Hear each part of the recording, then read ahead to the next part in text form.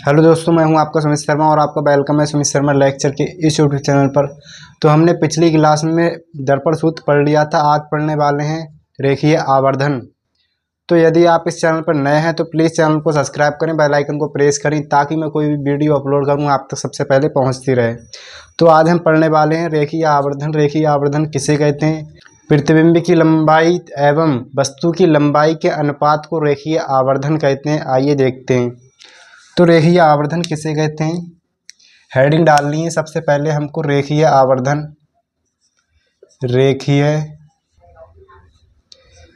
रेखीय आवर्धन, इसको इंग्लिश में बोला जाता है linear magnification. Linear magnification, linear magnification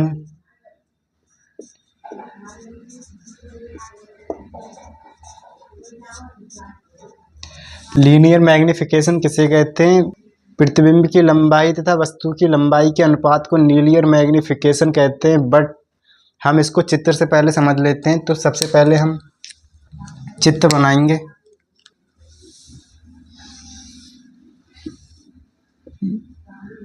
ये होता है हमारा अवतल दर्पण। कौन सा दर्पण? अवतल दर्पण। अवतल दर्पण। ये होती है इसकी मुख अक्ष, मुख्य अक्ष। यहाँ पर होता है हमारा ध्रुव। यहाँ होगा हमारा केंद्र जिसको बोला जाता है वक्रता केंद्र C, और यहाँ होगा ध्रुव के और वक्रता केंद्र के बीचों बीच जिसे बोला जाता है F, फोकस। तो जब हम वस्तु रखेंगे यहाँ पर AB, माना हमने कि वस्तु यहाँ AB है। AB B पॉइंट से चलने वाली प्रकाश किरण जब परावर्तक पृष्ठ से टकराती है तो वह फोकस से होकर जाती है, और वक्रता केंद्र की ओर जाने वाली प्रकाश किरण परावर्तन के पश्चात उसी मार्ग से वापस लौट जाती है। तो ये दोनों परावर्तित किरणें यहाँ पर मिलती हैं आई। ये परावर्तित किरणें आई डैश पर मिलती हैं, तो ये बनेगा हमारा आई और आई डैश प्रतिबिंब। तो इस लीनियर मैग्निफिकेशन यानी कि रेखीय आवर्धन की परिभाषा क्या होती है, मैं आपको लिखवाता हूँ। प्रतिबिंब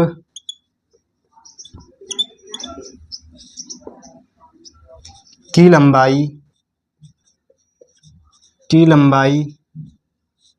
प्रतिबिंब की लंबाई को आई से व्यक्त करते हैं हम, एवं वस्तु की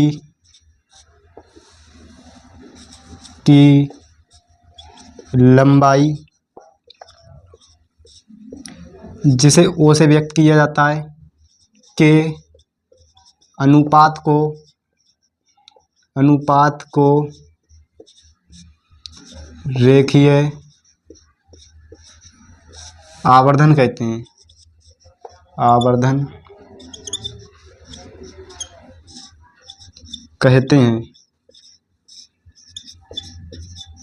तो रेखीय आवर्धन किसे कहते हैं? यानी कि प्रतिबिंब की लंबाई एवं वस्तु की लंबाई के अनुपात को रेखीय आवर्धन कहते हैं। और इसका फॉर्मूला क्या होता है? रेखीय आवर्धन को हम प्रदर्शित किससे करते हैं? रेखीय आवर्धन को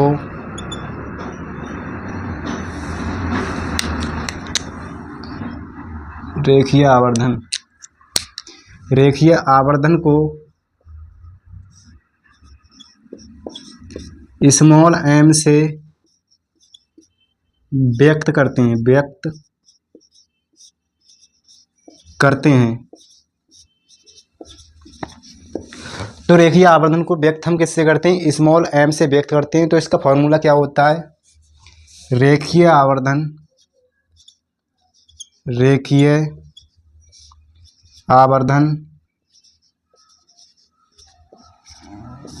बराबर होगा हमारा प्रतिबिंब की लंबाई, प्रतिबिंब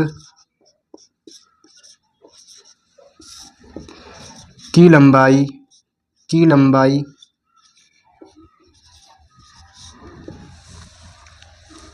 अपॉन वस्तु की लंबाई, वस्तु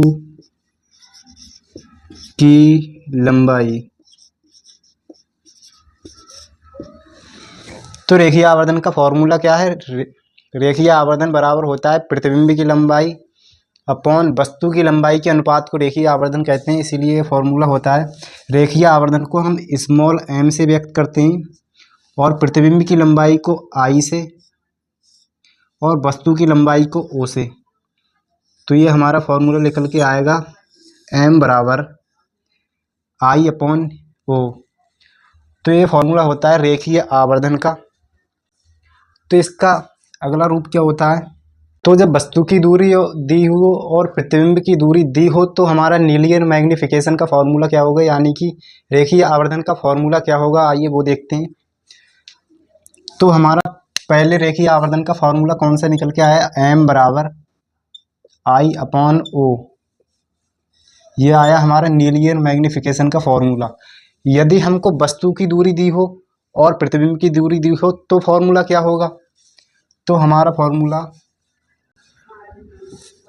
यदि दर्पण से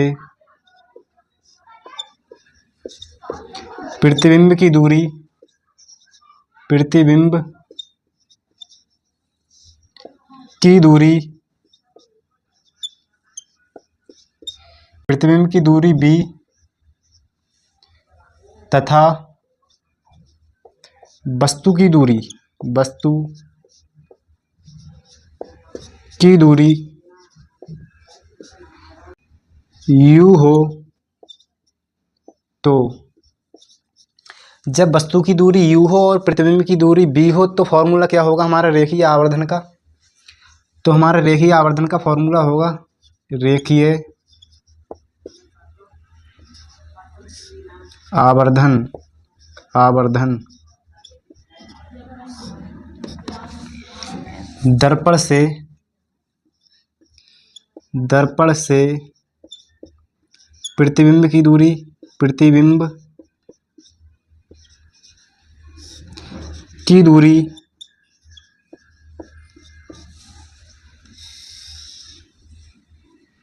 दर्पण से वस्तु की दूरी, दर्पण से वस्तु की दूरी, वस्तु की दूरी।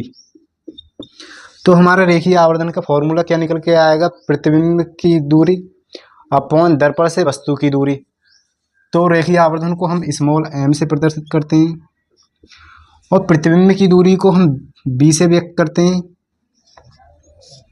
और दर्पण से वस्तु की दूरी को हम u से व्यक्त करते हैं और यहाँ पर होगा इसके निगेटिव। तो ये फॉर्मूला होता है हमारा, यानी कि वस्तु की दूरी और प्रतिबिंब की दूरी के पदों में। तो इससे टोटल निकल के क्या आएगा? m बराबर हमारा फॉर्मूला निकल के क्या आएगा? I अपॉन O बराबर माइनस b अपॉन U।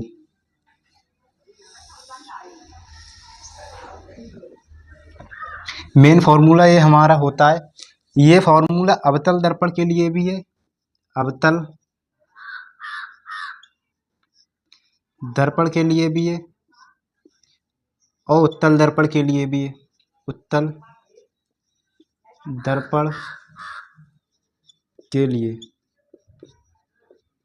तो ये फॉर्मूला हमारा उत्तल दर्पण के लिए और अवतल दर्पण के लिए, दोनों के लिए होता है। तो इसको देखते हैं। जब आवर्धन पॉजिटिव होगा तो प्रतिबिंब कैसा होगा? जब आवर्धन नेगेटिव होगा यानी कि ऋणात्मक होगा तो प्रतिबिंब कैसा होगा? तो जब हमारा रेखीय आवर्धन, जब रेखीय आवर्धन, रेखीय आवर्धन धनात्मक होता है, धनात्मक होता है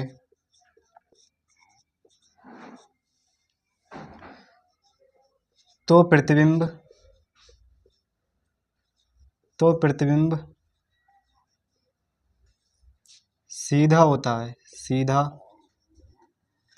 होता है तथा सीधा होता है तथा जब रेखीय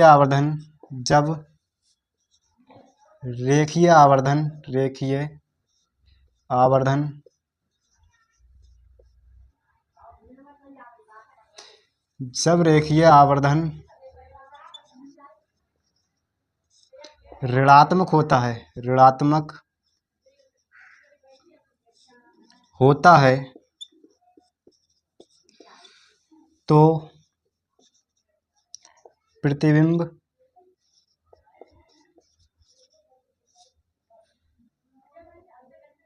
उल्टा होता है।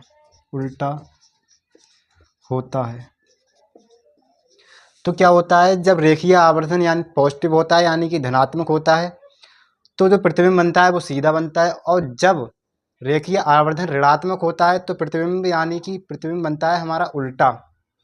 तो इससे अगला पॉइंट होता है हमारा ऑब्जेक्टिव के लिए मोस्ट इम्पोर्टेंट, हर साल बोर्ड में पूछा जाता है, इसीलिए ध्यान से देखना है आपको। तो अगला पॉइंट होता है हमारा रेखीय आवर्धन जब 1 से बड़ा होगा तो प्रतिबिंब कैसा होगा, जब 1 से छोटा होगा तो प्रतिबिंब कैसा होगा, और जब 1 से बड़ा होगा तो प्रतिबिंब कैसा होगा, और 1 के बराबर होगा तो प्रतिबिंब कैसा होगा। तो देखते हैं इसको। यहाँ पर लिखना है आपको नोट।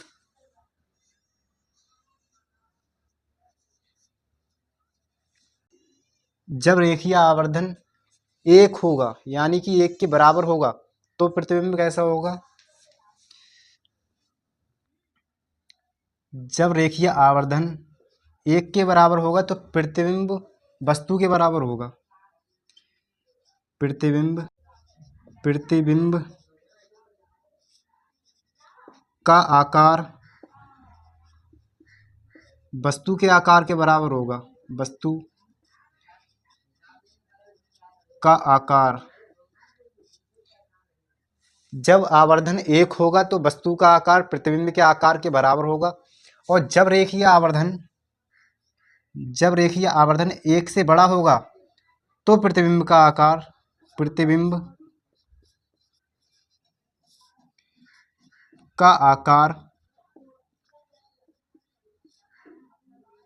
वस्तु के आकार से बड़ा होगा। और जब यदि रेखीय आवर्धन का आकार 1 से छोटा होगा तो प्रतिबिंब का आकार वस्तु से छोटा होगा। जब रेखीय आवर्धन 1 से छोटा है तो प्रतिबिंब का आकार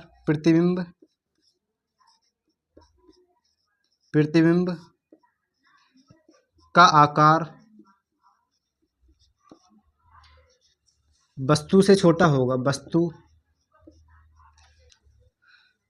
जब रेखीय आवर्धन 1 से छोटा होगा तो प्रतिबिंब का आकार वस्तु से छोटा होगा।